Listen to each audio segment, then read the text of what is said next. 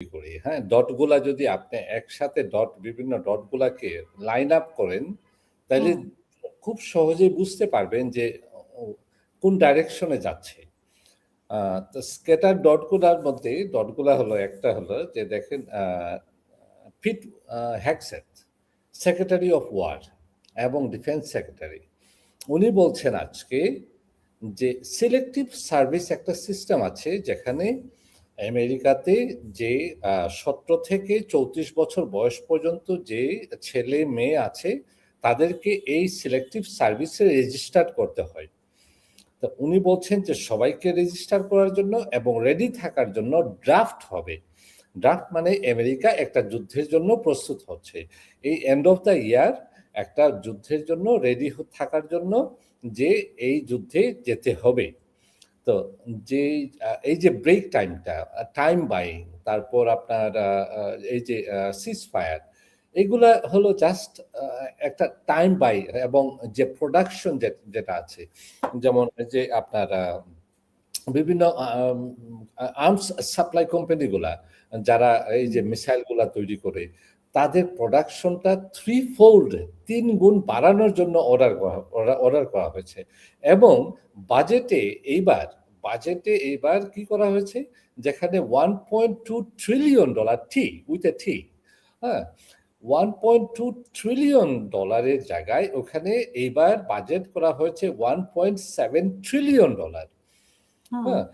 এই যে বাজেটের যে মিলিটারি বাজেট এক্সপেন্ডিচার যেটা, এই বাজেটটা আপনার যাবে কোথায়?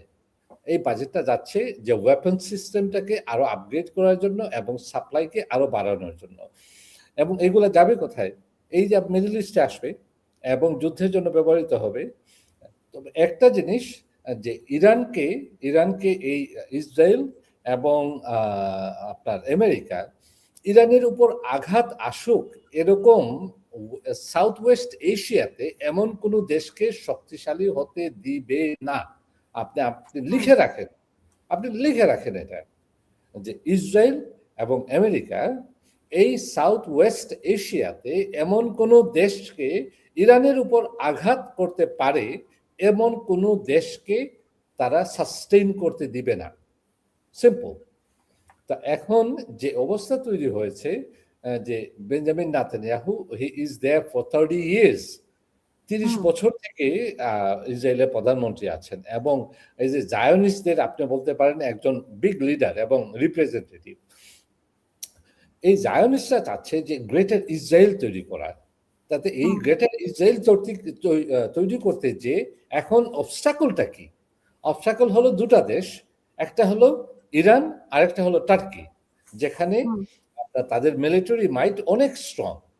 তো এই ২ টা দেশকে যদি আপনার এলিমিনেট করা যায়, তাইলে গ্রেটার ইসরায়েল তৈরি করতে খুব সহজ হবে।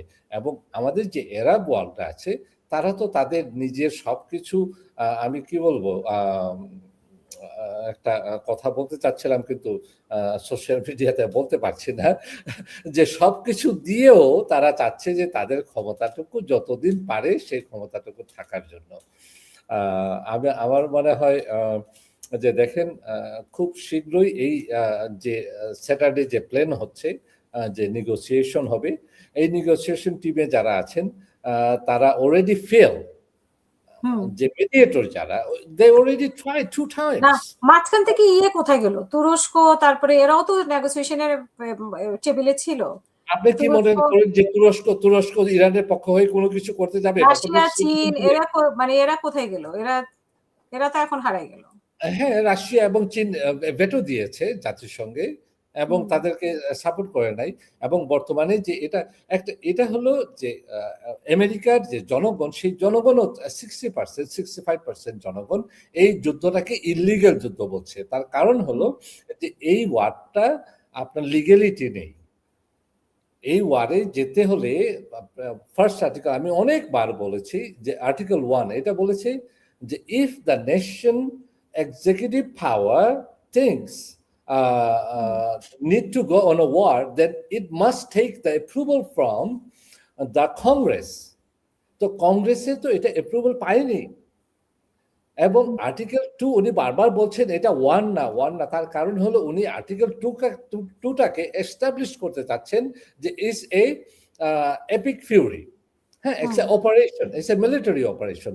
এর জন্য উনি ফুল স্কেলে যুদ্ধে যেতে পারছেন না এবং আপনি এখানে কোনো ধরনের ইরানে কোনো ধরনের ফুল স্কেলে যুদ্ধে যেতে পারবেন না, সিম্পল।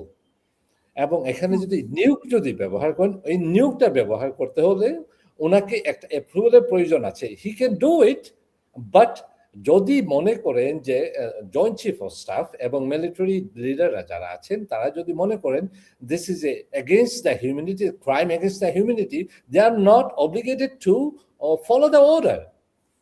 আপনার এখানে যে হাসান ভাই আছেন, যে এটা যদি এগেইনস্ট দ্য হিউম্যান ইলিগাল যদি অর্ডার হয়, they are not obligated to follow the order. বাধ্য নই আমি তার কমান্ড মানার।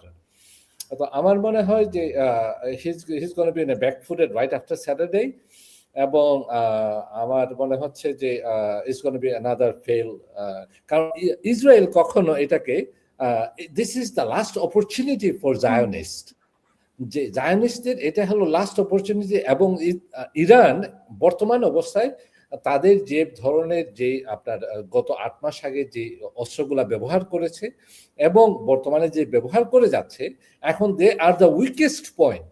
এই উইকেস্ট পয়েন্টে তাকে আরো ড্যামেজ করার চেষ্টা করছে ইনফ্রাস্ট্রাকচারে।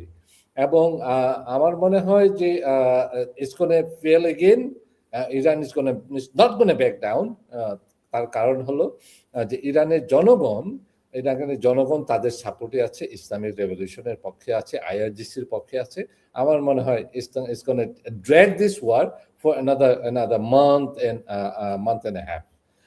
যখন হরমুজ প্রণালী যদি বন্ধ থাকে, এখনো কিন্তু হরমুজ প্রণালী বন্ধ, বারবার শনিবারে খুলে দেওয়ার কথা হরমুজ প্রণালী।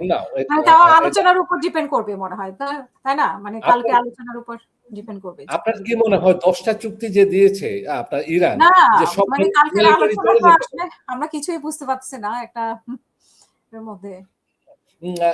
এই যে 10টা চুক্তির মধ্যে একটা চুক্তি হলো সব মিলিটারি অফিসাররা আমেরিকার মিলিটারি বেস গুলাকে উঠে যেতে হবে। এটা কি কখনো এই আরব ওয়ার্ল্ডের যারা রাজা আছেন তারা কি যেতে দিবেন? তারা পোলাও কুরমা খেয়ে তারপর বলবেন যে বাবা তোমরা আমাদের পা ধরে আটকে রাখবে, যে তোমরা থাকো, পা ধরে আটকে রাখবে, তোমরা থাকো, আর না হয় আমার গদি হাতছাড়া হবে। আরবরা যেমন চাচ্ছে না, এইটা কখনো সম্ভব না। তবে ইরান চাইবে সেটা হলো যে হরমুজ প্রণালী থেকে টল আদায় করা। যদি টল আদায় করে যতদিন পর্যন্ত, আরেকটা কথা বলেছে, যত বেশি ড্যামেজ হবে ইরানে তত বেশি আমরা এই টল আদায় করে যাব এবং ততদিন টল আদায় করে যাব। এই যে ওয়ার ড্যামেজটা যতদিন ফুলফিল হবে না ততদিন আমরা এই টল আদায় করব। আজকে আপনার কাদের থেকে আদায় করবে? টোল কি সবার থেকে আদায় করবে নাকি শুধুমাত্র যুক্তরাষ্ট্র এবং ইসরায়েলের বন্ধু রাষ্ট্রগুলোর? তারা বলছে সবার। প্রশ্ন করেছে আমাদেরকে, একজন দর্শকে প্রশ্ন করেছে বাংলাদেশ থেকে কি টোল নেবে, মানে বাংলাদেশের জাহাজ থেকে নেবে কিনা? সবার। এটা আপনার কোনো ইন্ডিভিজুয়াল কারোর জন্য আপনার ইয়ে থাকবে না। নাও ইট ডিপেন্ডস অন ইরান। আমরা তো কেউ জানি না, চালু করলে আমরা বুঝতে পারবো যে কি রকম করে। হ্যাঁ, স্পেকুলেশন আপনারা।